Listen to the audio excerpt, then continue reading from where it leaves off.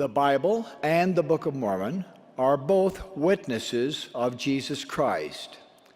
They teach that he is the Son of God, that he lived an exemplary life, that he atoned for all mankind, that he died upon the cross and rose again as the resurrected Lord. They teach that he is the Savior of the world. Scriptural witnesses authenticate each other. This concept was explained long ago when a prophet wrote that the Book of Mormon was written for the intent that you may believe the Bible.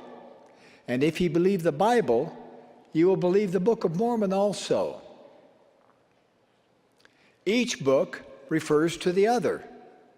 Each book stands as evidence that God lives and speaks to his children by revelation to his prophets.